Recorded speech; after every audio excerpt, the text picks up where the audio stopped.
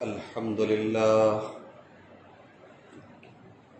نحمده ونستعينه ونستغفره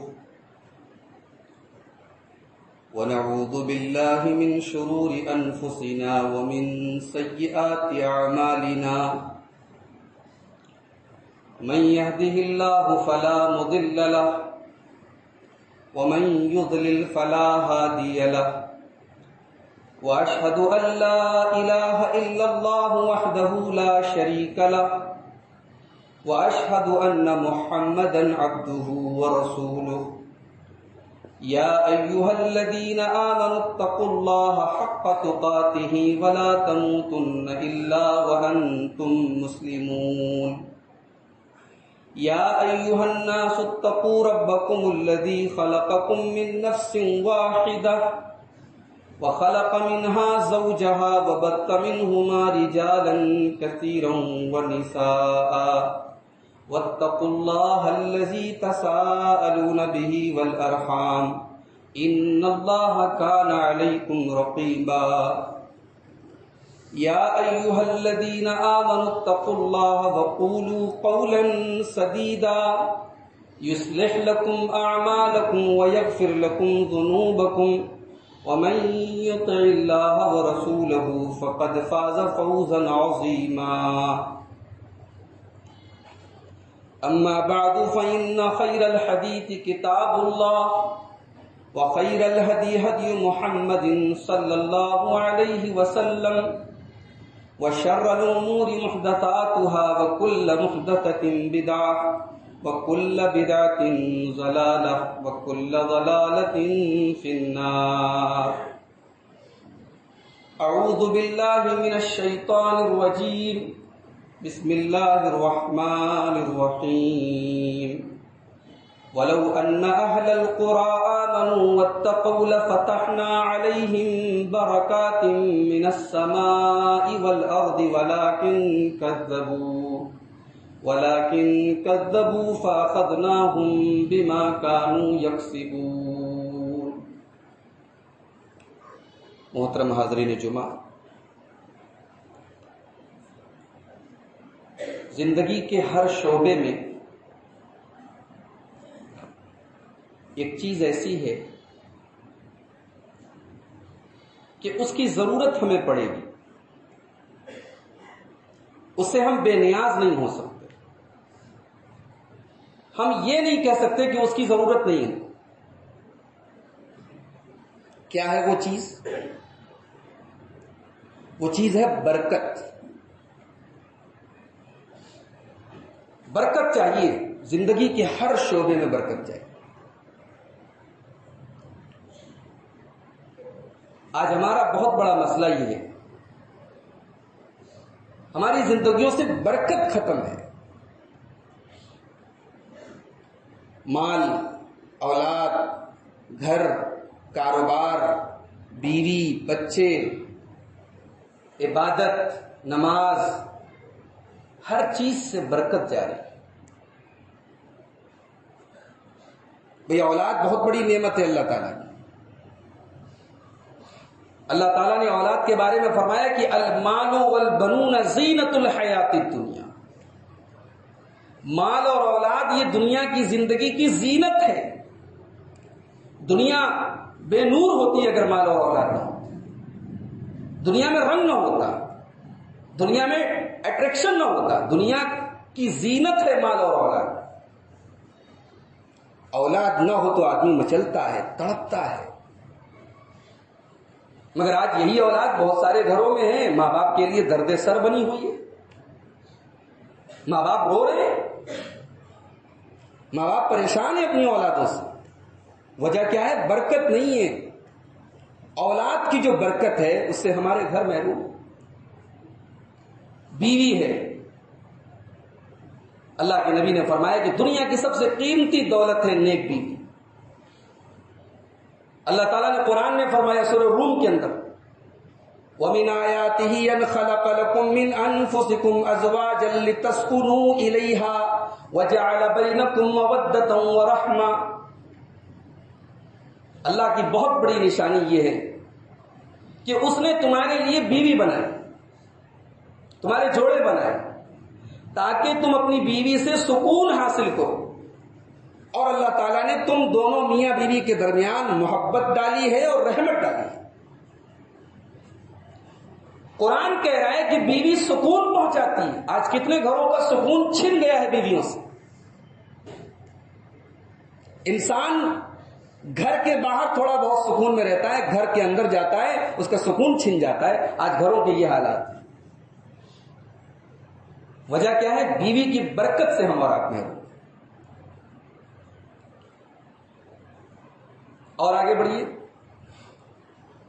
کاروبار ہے, تجارت ہے. ایک زمانہ وہ تھا کہ لوگ گھر میں ایک فرد کماتا تھا, پورا گھر کھاتا تھا. آج گھر کا ہر فرد کما رہا ہے. اور ایک وہ زمانہ تھا کہ لوگ صبح کام کرتے تھے تو مغرب کے بعد کام بند ہو جاتا تھا. آج تو ہم ایک ایسے دور میں جہاں کام کی کوئی ٹائم نہیں, کوئی ٹائمنگ نہیں ہے. کام 12 بجے رات تک کام ہو رہا ہے, 2 بجے رات تک کام ہو رہا ہے, 2 شفٹ میں کام ہو رہا ہے. نائٹ ڈیوٹی الگ ہو رہی ہے, ڈے شفٹ الگ ہے. مگر حالات جس کے تس ہیں. زبان پر ہمیشہ یہی ہے کہ بھائی بس گاڑی چل رہی ہے, حالات بڑے اچھے نہیں ہیں. کیوں ایسا ہے؟ کاروبار کی برکت بھی ختم ہے. گھر میں کوئی مہمان آ جائے بھائی کھانا گھٹ جاتا ہے. گھر کے افراد میں کوئی گھر کا فرد تاخیر سے آئے, لیٹ سے آئے, اسے کھانا نہیں ملتا. کھانے کی برکت ختم ہے. اللہ کے رسول صلی اللہ علیہ وسلم نے فرمایا کہ طعام الواحد یکفی الاثنین, ایک آدمی کا کھانا 2 آدمی کے لیے کافی ہے. اللہ تعالیٰ برکت ڈالتا ہے. کہاں گئی بھائی وہ برکت؟ نبی کی حدیث ہے. برکت ختم ہے کھانے کی.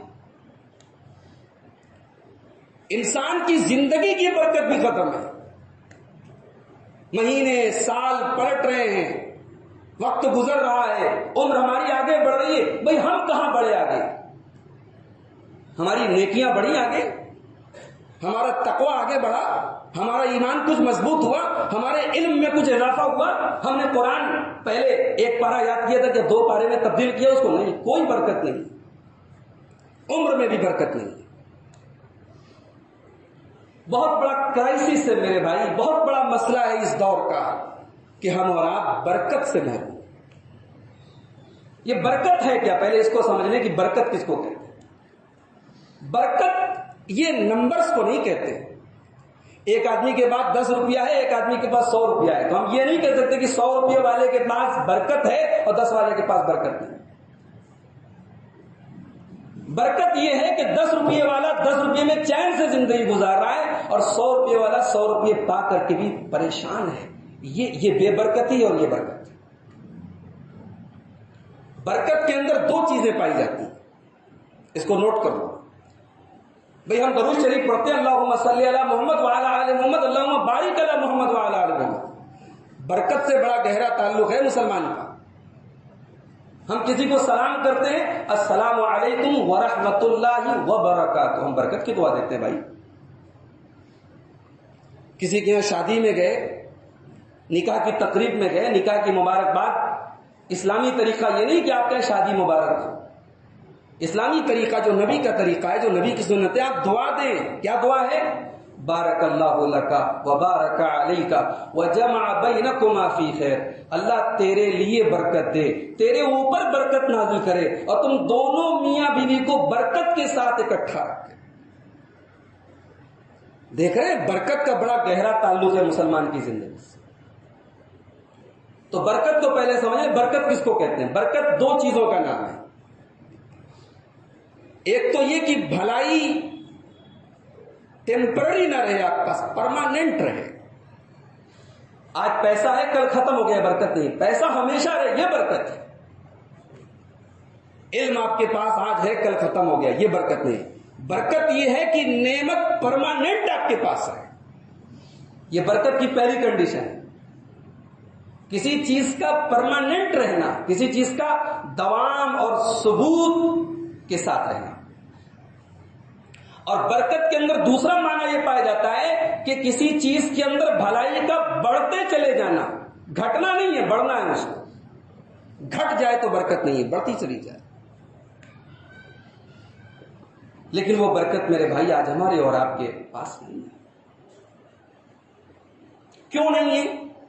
ایک سوال تو یہ ہے کہ برکت کہاں جا رہی ہے؟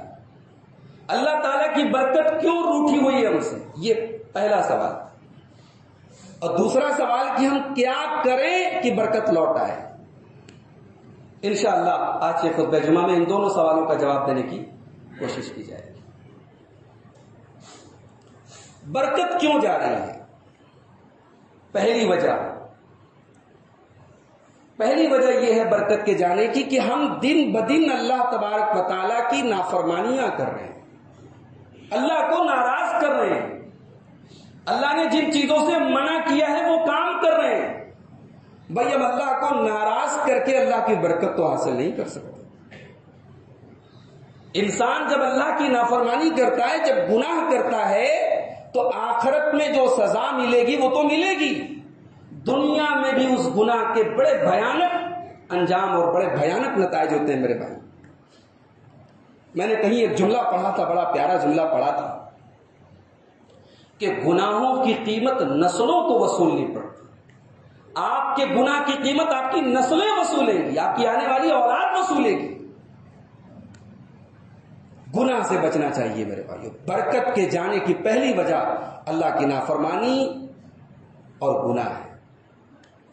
بھائی اس دنیا میں سب سے پہلی غلطی اور سب سے پہلی خطا ہمارے باپ آدم علیہ السلام نے کی. ابلیس نے تو گناہ کیا تھا.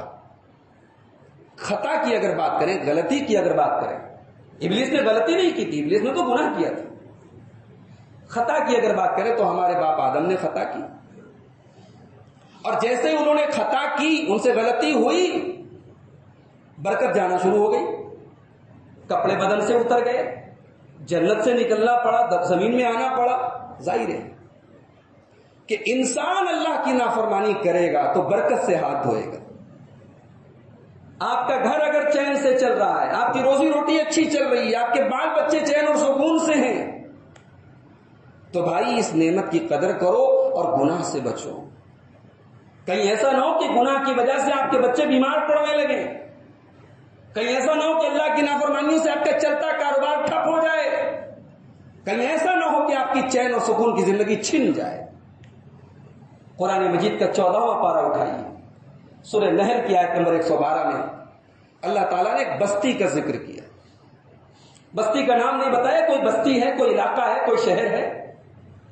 اللہ نے کہا کہ وہ بستی بہت چین سے رہتی تھی، بڑے سکون سے رہتے تھے وہاں کے لوگ، روزی روٹی کی کوئی پریشانی نہیں تھی. وَضَرَبَ اللَّهُ مَثَلًا قَرْيَةً كَانَتْ آمِنَةً مُطْمَئِنَّةً يَأْتِيهَا رِزْقُهَا رَغَدًا مِنْ كُلِّ مَكَانٍ.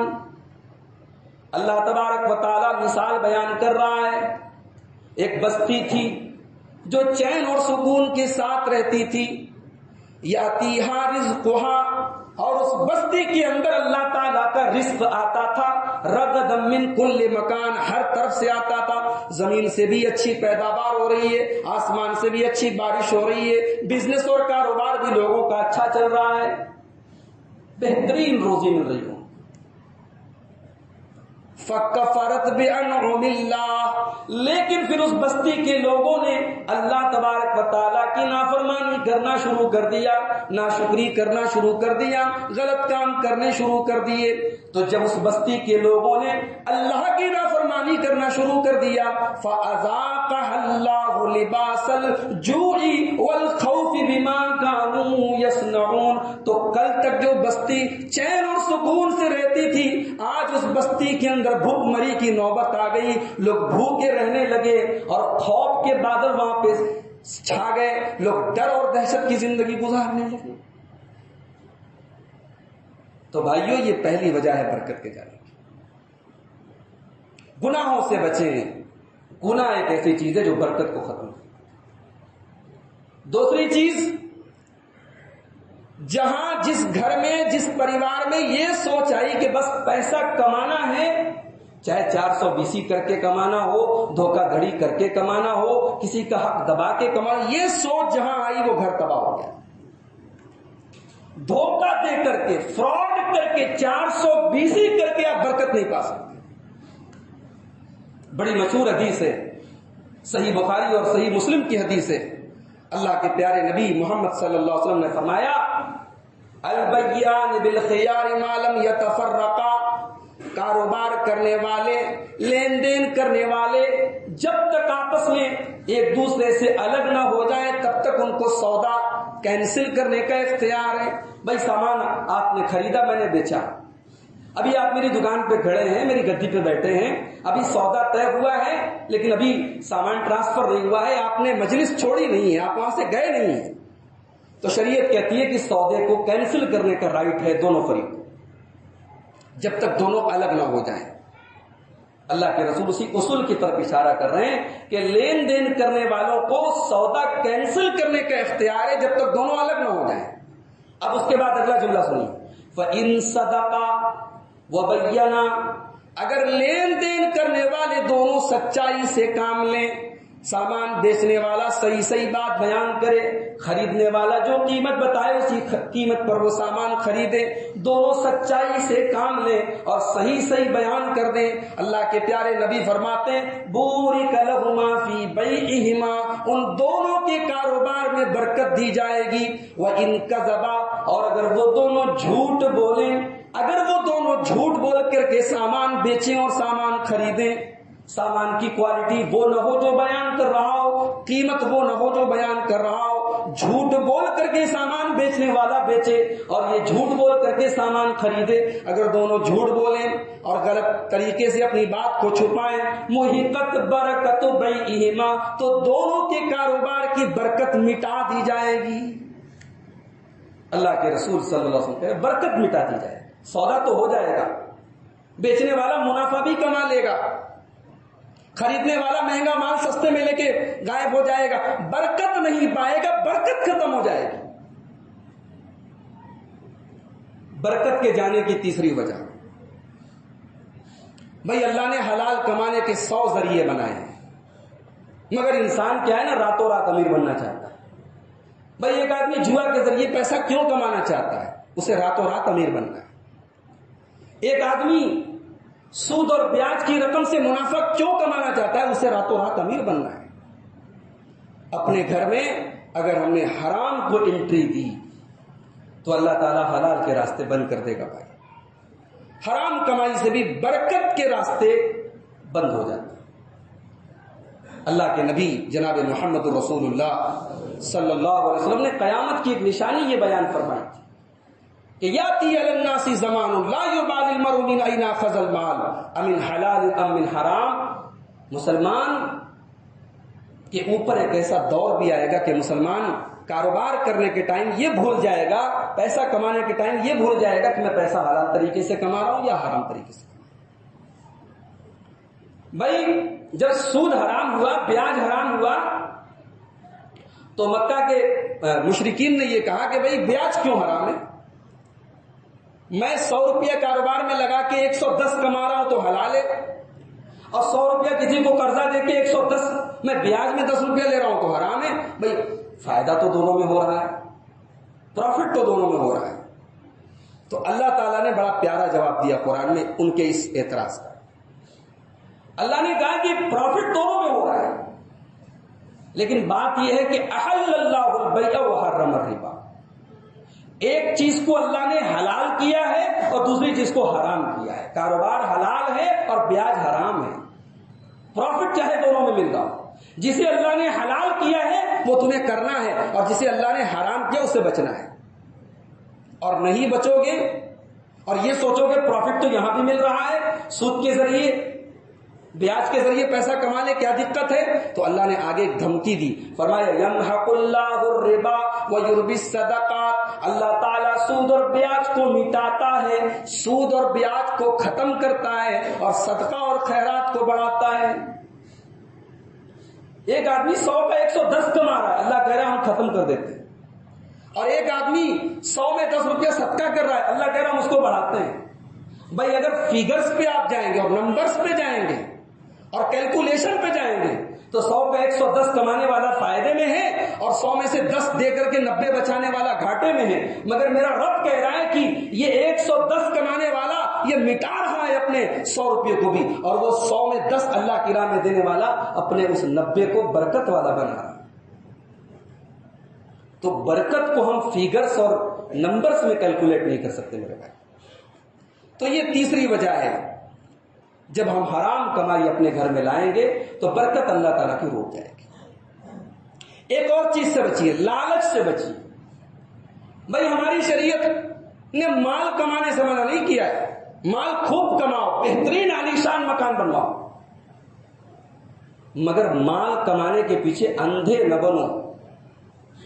اذان ہو رہی ہے، نماز کا ٹائم ہے، ہمارے کاروبار نہیں بند ہوں گے، ہمیں اس کا مطلب کہ کاروبار زیادہ پیارا ہے، ہمیں اپنے پیسے سے زیادہ پیار ہے۔ یہ چیز شریعت میں، اس کو لالچ کہتے ہیں۔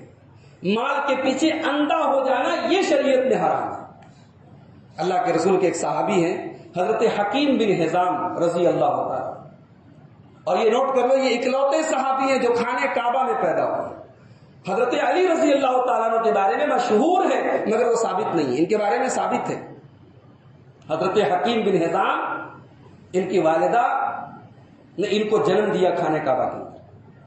حکیم بن حزام رضی اللہ تعالیٰ عنہ اللہ کے رسول کے پاس آئے اور اللہ کے رسول سے کچھ مدد کا سوال کیا، کچھ پیسے مانگے، کچھ مال مانگا۔ اللہ کے رسول نے ان کو مال دے دیا۔ پھر کچھ دنوں کے بعد ضرورت پڑی، پھر مانگا، پھر دے دیا، پھر ضرورت پڑی، پھر مانگا، پھر دے دیا۔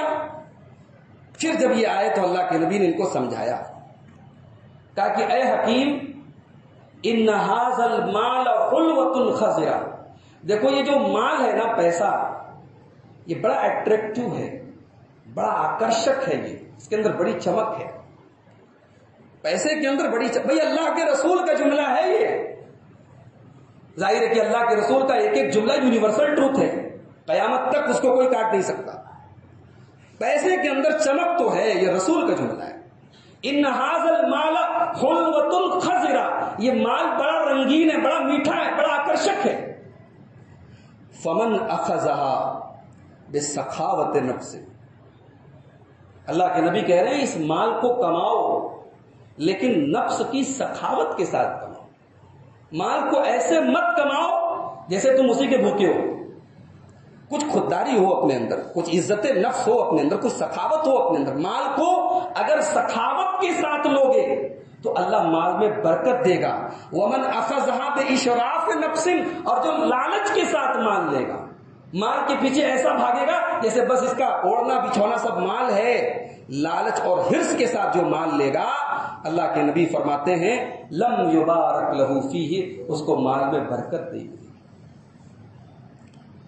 حضرت حکیم بن حزام کہتے ہیں جب نبی نے مجھ کو یہ جملہ کہا، اور پھر اللہ کے نبی نے آگے ایک اور بات کہا کہ الید العلیٰ خیر من الید السفلی، اے حکیم اوپر والا ہاتھ نیچے والے ہاتھ سے بہتر ہے۔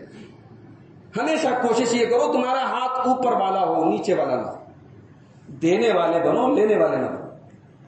اب حکیم بن حزام کو بڑی شرمندگی محسوس ہوئی، کہا اے اللہ کے نبی والذی بعثک بالحق، اس اللہ کی قسم جس نے آپ کو رسول بنا کر کے بھیجا ہے، لا ارجو احدا بعدک، میں آپ سے وعدہ کرتا ہوں کہ آج کے بعد کسی سے کچھ نہیں مانگوں گا، حتی افارق الدنیا، یہاں تک کہ میں دنیا سے چلا جاؤں، لیکن میں کسی کے آگے آج کے بعد کبھی ہاتھ نہیں پھیلاؤں گا۔ بھئی کمٹمنٹ اس کو کہتے ہیں، وعدہ اس کو کہتے ہیں۔ حضرت عمر فاروق کا دور آیا، حضرت عمر منت کر رہے ہیں، ہاتھ جوڑ رہے ہیں حضرت حکیم بن حزام کے، بھئی یہ مال تمہارا ہے، یہ مال غنیمت میں آپ کا حق ہے، اس کو لے لے۔ کہا نہیں، میں نے اپنے رسول سے وعدہ کیا ہے، میں کسی سے مال طلب نہیں کروں۔ تو بھائیو لالچ سے بچیں۔ اور ایک آخری چیز بیان کر دوں جس سے برکت جاتی ہے، برکت ختم ہوتی ہے۔ اللہ کی راہ میں کچھ نہ کچھ نکالتے رہے۔ جمعہ کا خطبہ ہے، تفصیل کا موقع نہیں ہے، میں نے کئی ایسے لوگوں کو کے واقعات پڑھے ہیں اور دیکھے ہیں جنہوں نے اپنے مال کا ایک حصہ خاص کر لیا کہ اس کو ہم اللہ کی راہ میں دیں۔ بھئی 1% صحیح، زکوٰۃ تو اپنی جگہ، زکوٰۃ کی بات نہیں، زکوٰۃ تو دینا ہی دینا ہے۔ زکوٰۃ کے علاوہ اللہ کی راہ میں خرچ کرنے کے نام پہ، انفاق کے نام پہ، صدقہ کے نام پہ، خیرات کے نام پہ اپنے مال کا 1%، آدھا %، 2%، جتنی بھی طاقت ہے کچھ لوگوں نے خاص کر لیا اور اللہ نے بڑی برکت دی. بھئی اللہ کے رسول کی حدیث ہے 2 فرشتے صبح صبح دعا کرتے ہیں. ایک فرشتہ دعا کرتا ہے اللہم آت منفقا خلفا، اے اللہ جو تیری راہ میں خرچ کرے تو اور دے. اور دوسرا فرشتہ دعا کرتا ہے اللہم آت ممسکا تلفا، اے اللہ جو تیری راہ میں دینے سے کترائے، جو تیری راہ میں نہ دے، اے اللہ تو اس کو برباد کر دے. تو بھائی اللہ کی راہ میں خرچ کرنے سے پرہیز نہ کرو. اور زکوٰۃ تو ہر حال میں دو. زکوٰۃ اگر نہیں دیں گے تو دنیا میں بھی بھگتیں گے، آخرت میں بھی بھگتیں گے. اور کسی کا حق نہ مارو، کسی کا حق نہ مارو. پتہ نہیں کس مظلوم کی بد دعا آپ کے اچھے بھرے آشیانے کو تباہ کر دے. اللہ کے نبی نے حضرت معاذ ابن جبل کو جب یمن بھیج رہے تھے کہا تھا اے معاذ اتق دعوت المظلوم، مظلوم کی بد دعا سے بچنا. فإنه ليس بينه وبين الله حجاب، مظلوم کی بد دعا اور اللہ کے درمیان کوئی رکاوٹ نہیں ہے. مظلوم کی بد دعا ڈائریکٹ اللہ کے پاس جاتی ہے، کوئی رکاوٹ نہیں. آج اگر ہم کسی کا حق مار لیں، خاص طور سے زمین جائیداد کے معاملے میں، بہت ڈرنا چاہیے، بہت ڈرنا چاہیے. صحیح بخاری کی حدیث ہے اللہ کے نبی نے فرمایا من اخذ شبرا من ارض، اگر کسی نے کسی کا ایک بتا، جس کو ہم لوگ بتا بولتے ہیں، ایک بالشت کسی کی زمین ہتھیا لی تنفقہ من 7 ارضین، 7 زمینوں کا توق بنا کر کے قیامت کے دن اس کی گردن. بھائی اگر ہمارے اندر اس کو سہن کرنے کی طاقت ہو تو ہم کریں، ورنہ اللہ سے دعا کریں اللہ ہم سب کو اس سے محفوظ رکھے. تو یہ وہ چیزیں ہیں جن سے برکت چلی جاتی ہے.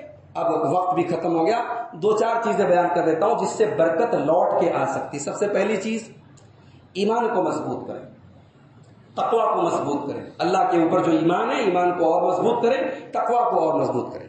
میں نے خطبہ مسنونہ کے بعد ایک آیت پڑھی تھی سورہ اعراف کی. اللہ نے فرمایا کہ وَلَوْ أَنَّ أَهْلَ الْقُرَىٰ آمَنُوا وَاتَّقَوْا، اگر یہ بستی والے ایمان لے آئیں اور متقی بن جائیں، لَفَتَحْنَا عَلَيْهِمْ بَرَكَاتٍ مِّنَ السَّمَاءِ وَالْأَرْضِ، تو اللہ تعالیٰ آسمان اور زمین کی برکت کے دروازے کھول دیں. ایمان مضبوط ہو جائے میرے بھائی اور تقویٰ مضبوط ہو جائے، اللہ کا وعدہ ہے ہم آسمان اور زمین ہر طرف کی برکتوں کے دروازے کھول دیں گے. اور دوسرا کام یہ کریں، نماز کی پابندی کریں. نماز کا اور روزی روٹی کا، نماز کا اور برکت کا بڑا گہرا کنیکشن ہے. اللہ تعالیٰ نے سورہ طٰہٰ میں جہاں نماز کا حکم دیا، اللہ نے ایک عجیب بات کی. اللہ نے کہا وَأْمُرْ أَهْلَكَ بِالصَّلَاةِ، اپنے گھر والوں کو نماز کا حکم دو. وَاسْتَبِرْ عَلَيْهَا، اور خود بھی نماز کی پابندی کرو. لَا نَسْأَلُكَ رِزْقًا، ہم تم سے روزی نہیں مانگتے، نَحْنُ نَرْزُقُكَ، ہم تو خود تمہیں روزی دیتے ہیں. اللہ نے نماز اور روزی کا ذکر ساتھ میں کیا ہے. نماز کی پابندی کرنے سے روزی میں برکت ہوتی ہے. اسی لیے حضرت ابراہیم علیہ السلام جب اپنے لختے جگر اسماعیل کو اور اپنی بیوی ہاجرہ کو چھوڑ کے جا رہے تھے تو وہاں بھی انہوں نے دعا کی. تو پہلے اپنے اولاد کے نمازی بننے کی دعا کی. ربنا انی اسکنت من ذریتی بواد غیر ذی زرع عند بیتک المحرم ربنا لیقیموا الصلاۃ، پروردگار میری اولاد کو توفیق دے وہ یہاں نماز قائم کرے. اب اس کے بعد پھر روزی روٹی کا سوال کیا، وارزقہم من الثمرات، اللہ ان کو پھلوں کی روزی عطا. اور میرے بھائیوں اگر برکت کو واپس لانا چاہتے ہو تو قرآن کے ساتھ اپنا تعلق مضبوط کرو. بھائی قرآن کے ساتھ ہم بہت ناانصافی کر رہے ہیں. قرآن ہمارے گھروں میں پڑھا ہے، ہم پڑھتے نہیں، پڑھتے ہیں تو سمجھتے نہیں ہیں. قرآن کو یاد کرنے کا، بھائی خود قرآن کے حافظ بن سکتے ہو، بچوں کو قرآن کا حافظ بناؤ. قرآن کو تجوید کے ساتھ پڑھنا شروع کرو، تجوید سیکھو. قرآن کی تفسیر، قرآن کے ساتھ کوئی نہ کوئی تعلق قائم کرو. یہ قرآن برکت والی کتاب ہے. کتاب انزلناہ الیک مبارک لیدبروا آیاتہ ولیتذکر اولو الالباب، یہ قرآن برکت والی کتاب ہے نبی جو ہم نے آپ کے اوپر اتاری. یہ برکت والی، برکت حاصل کرنا ہے اس کتاب کو اپنی زندگی کا ایک حصہ بنا. اور ایک کام اور کرو، گناہ ہو چاہے نہ ہو استغفار کرو. بھائی بعض لوگوں کو یہ غلط فہمی ہوتی ہے کہ ہم استغفار کیوں کریں، ہم تو ماشاءاللہ 5 ٹائم کے نمازی ہیں. بھائی استغفار کریں آپ، یہ نمازی کو بھی استغفار کرنا ہے، تہجد پڑھنے والے کو بھی استغفار کرنا ہے.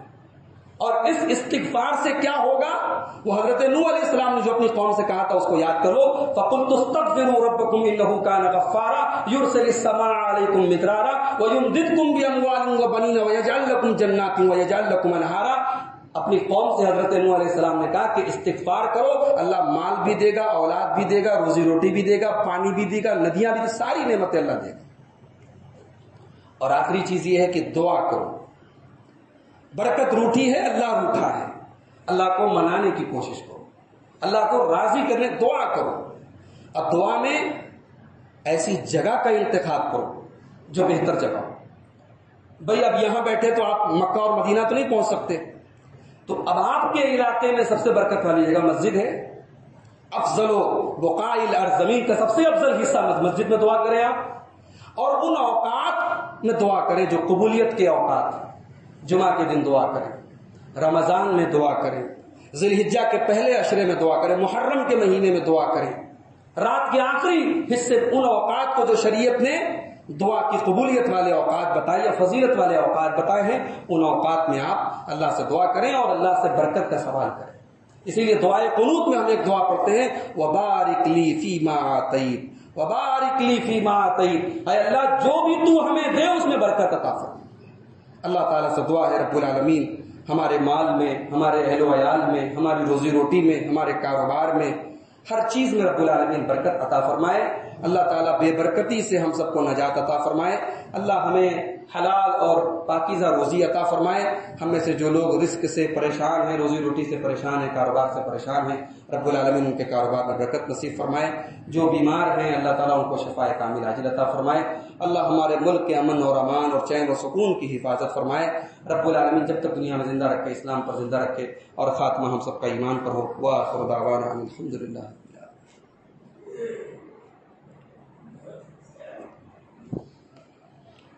الحمد لله كفى وسلام على عباده الذين اصطفى، أما بعد فأعوذ بالله من الشيطان الرجيم، بسم الله الرحمن الرحيم، إن الله وملائكته يصلون على النبي يا أيها الذين آمنوا صلوا عليه وسلموا تسليما، اللهم صل على محمد وعلى آل محمد كما صليت على إبراهيم وعلى آل إبراهيم إنك حميد مجيد، اللهم بارك على محمد وعلى آل محمد كما باركت على إبراهيم وعلى آل إبراهيم إنك حميد مجيد، اللهم أعز الإسلام والمسلمين وأذل الشرك والمشركين ودمر أعداء الدين، إن الله يأمر بالعدل والإحسان وإيتاء ذي القربى وينهى عن الفحشاء والمنكر والبغي يعظكم لعلكم تذكرون۔